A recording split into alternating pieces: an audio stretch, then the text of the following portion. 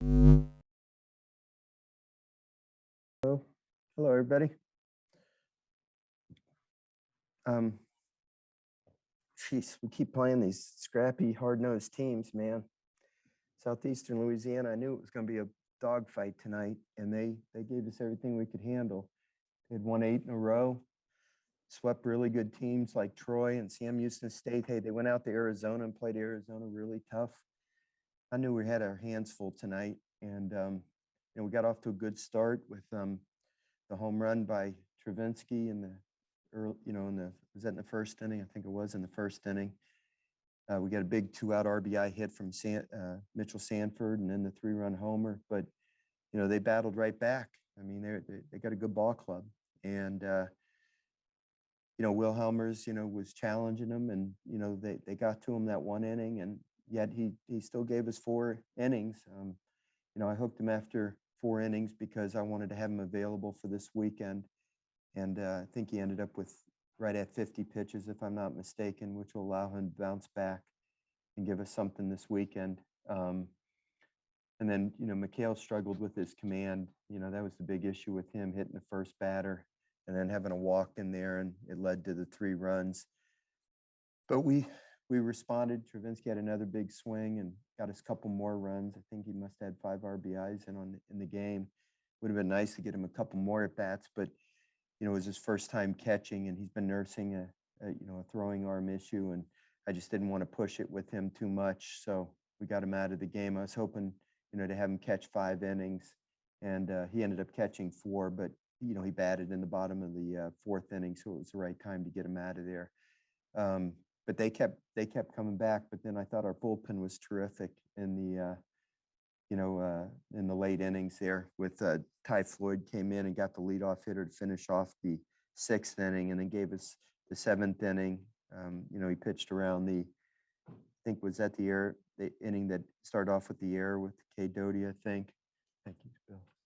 And he was able to get a big strikeout there with runners on second and third, and then with 2 outs got the last guy.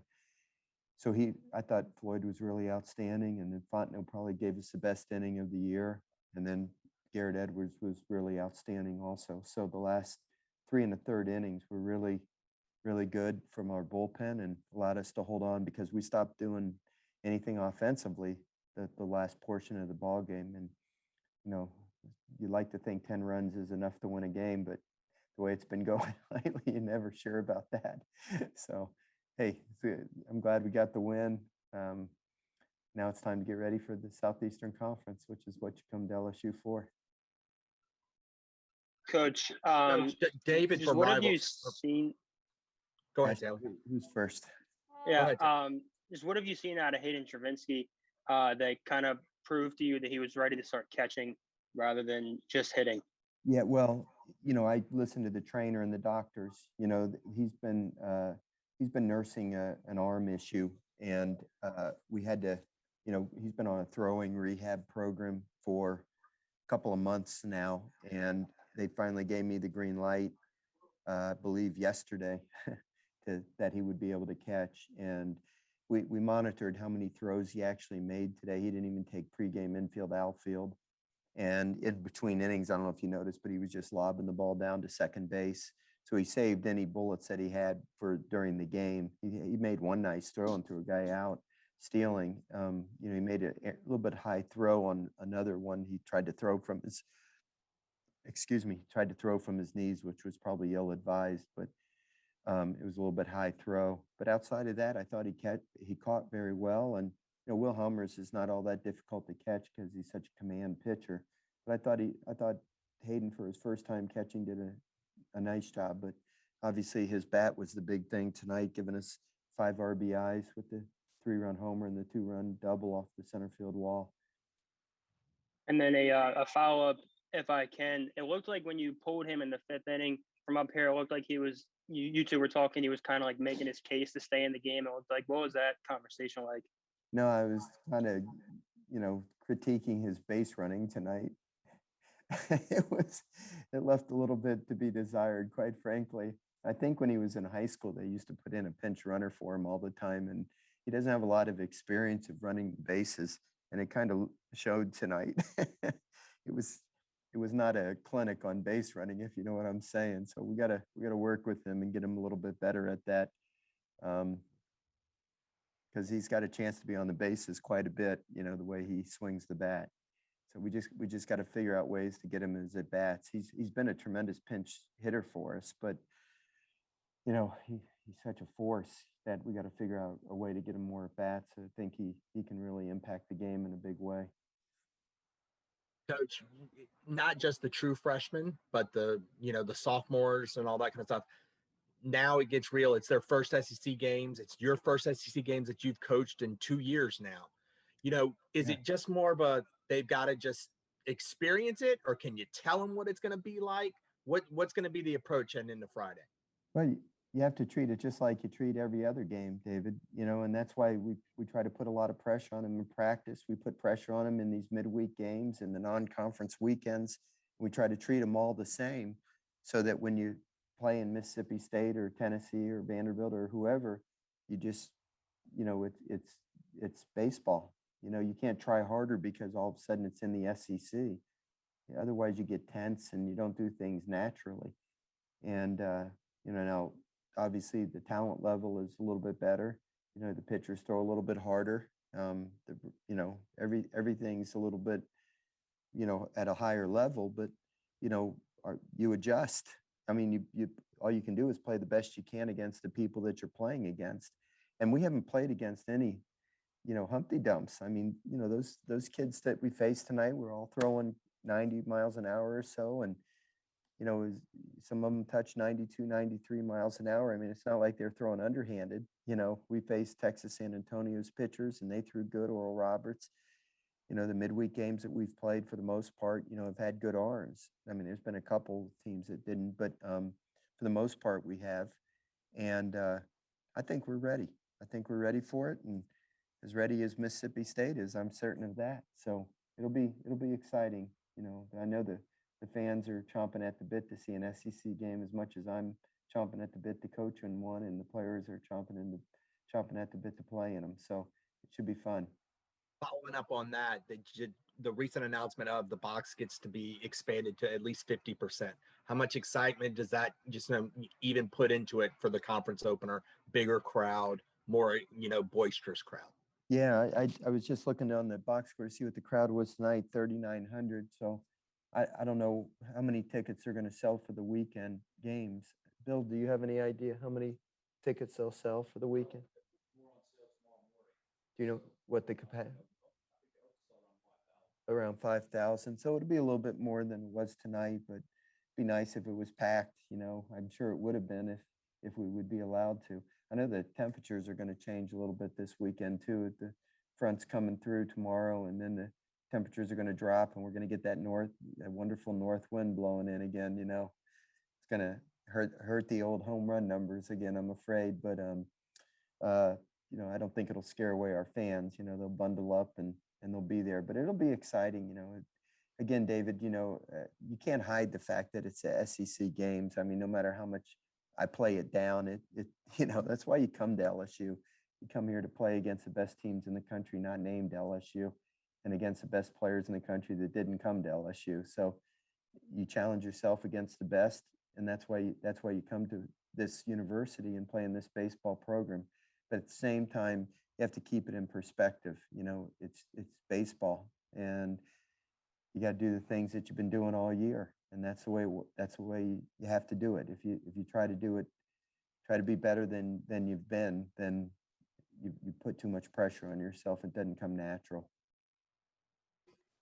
Paul, when you tweak the lineup just a little bit pregame and put Mitchell fifth and Hayden sixth, were you kind of envisioning those situations in the first and in the fourth inning when they were going to come up in some pretty big spots?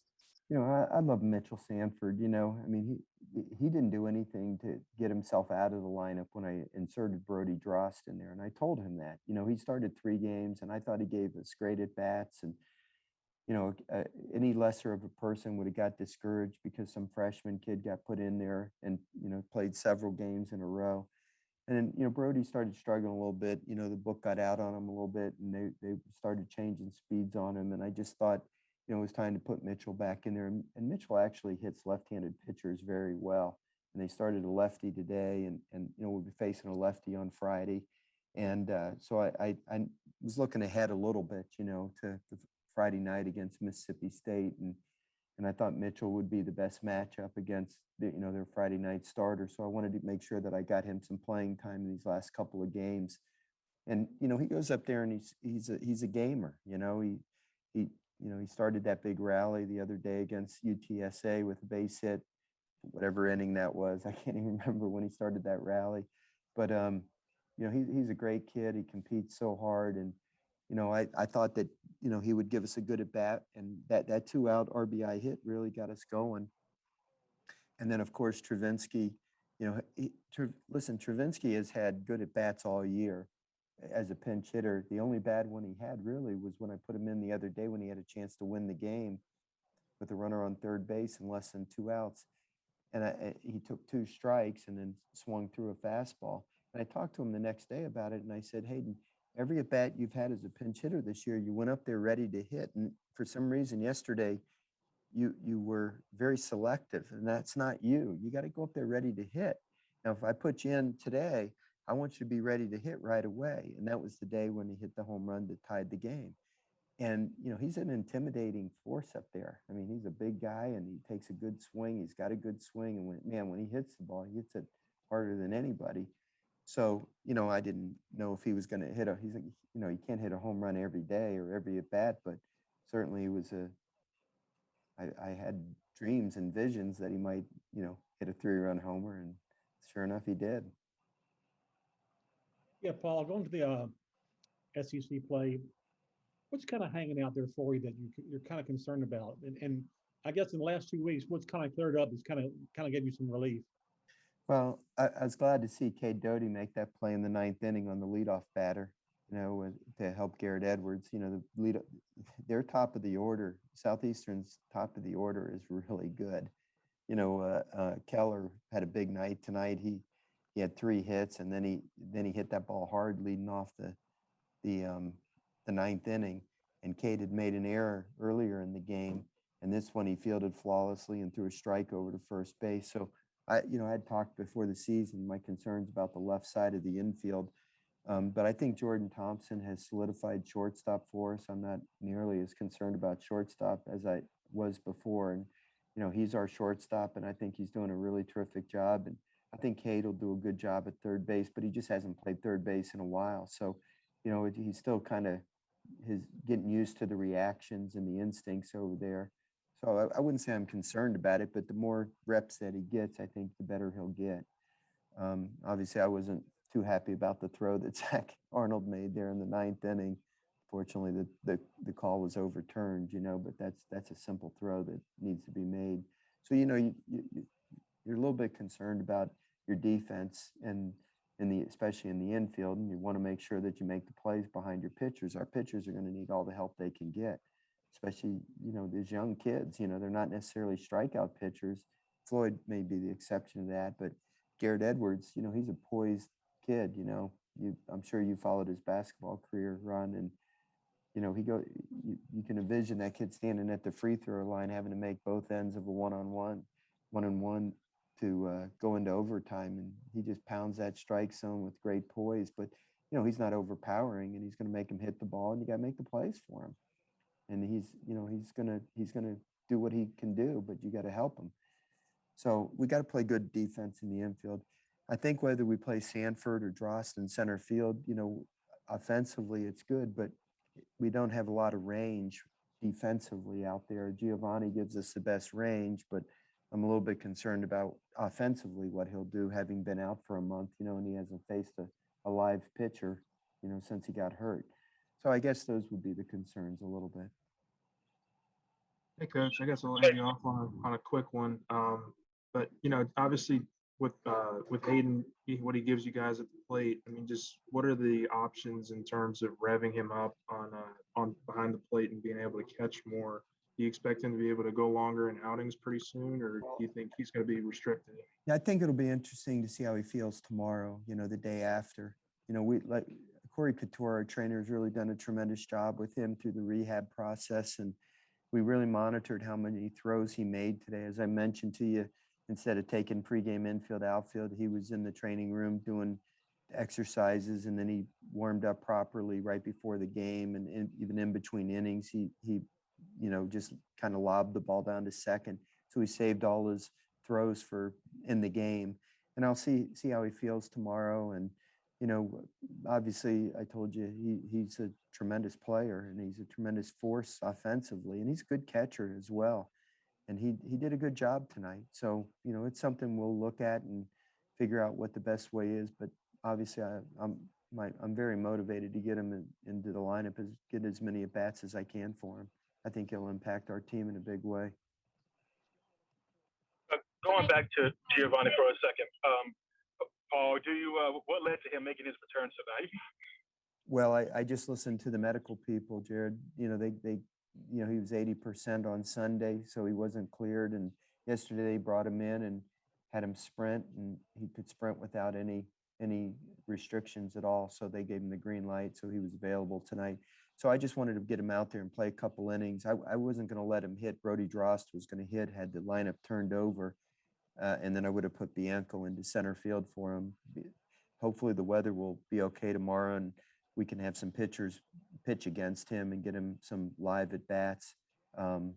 He's, like I said, he hasn't faced live pitching in a month, so I'm not sure what we'll do there yet. I've got a lot of confidence in Mitchell Sanford and Brody Drost, and Drew Bianco's a really good outfielder as well. So, there's no rush in getting Gio back in there. And, we've been winning with these other guys, and they've been doing a great job too. So, we'll figure it all out and, go with the best combination to help us win.